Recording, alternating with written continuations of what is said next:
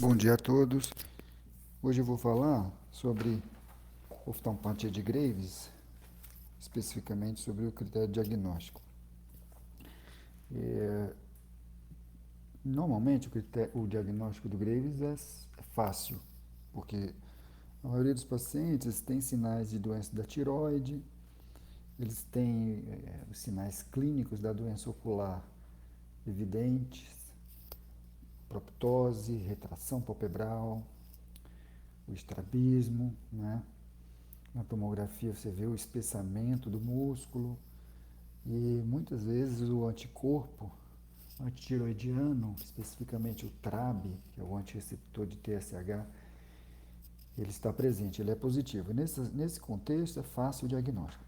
Agora existem alguns casos atípicos. Esses casos atípicos é que o diagnóstico é difícil e muitas vezes os colegas acabam descartando Graves porque eh, os exames laboratoriais vêm negativo. O que é que eu estou querendo dizer? Especificamente na situação em onde o paciente tem, por exemplo, um estrabismo, né? E tem retração, tá? E não tem doença da tireoide, ou seja, ele é eutiroidiano e o anticorpo antitireoide é negativo.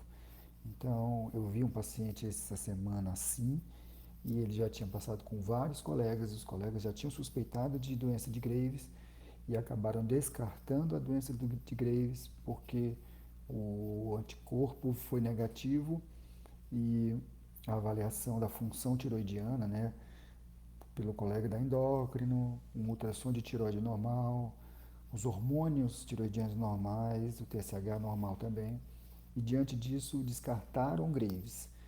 Mas o quadro clínico do paciente, o quadro ocular, o quadro clínico ocular, era compatível com Graves. Então o paciente tinha um estrabismo, ele tinha uma retração palpebral e ele tinha um espessamento do músculo onde estava o estrabismo, que era um espessamento do músculo reto superior.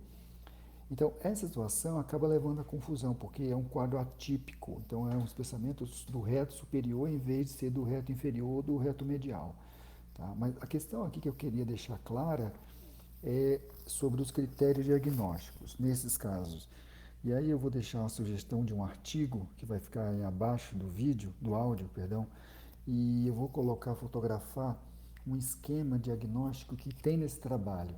E é interessante que ele, nesse trabalho, embora seja um trabalho antigo, de 1995, é um trabalho que até hoje a gente usa bastante, porque primeiro que é de um autor super conhecido no estudo da oftalmopatia de Graves, que é o Bartley, e nesse artigo ele coloca, nesse esquema que vocês vão ver aí abaixo, ele coloca a retração palpebral como o sinal clínico mais importante para o diagnóstico. Vocês vão ver que o paciente que tem uma retração palpebral e tem qualquer outro parâmetro já é diagnóstico, você já pode dar o diagnóstico de oftalmopatia de Graves, mesmo ele não sendo eutiroideu.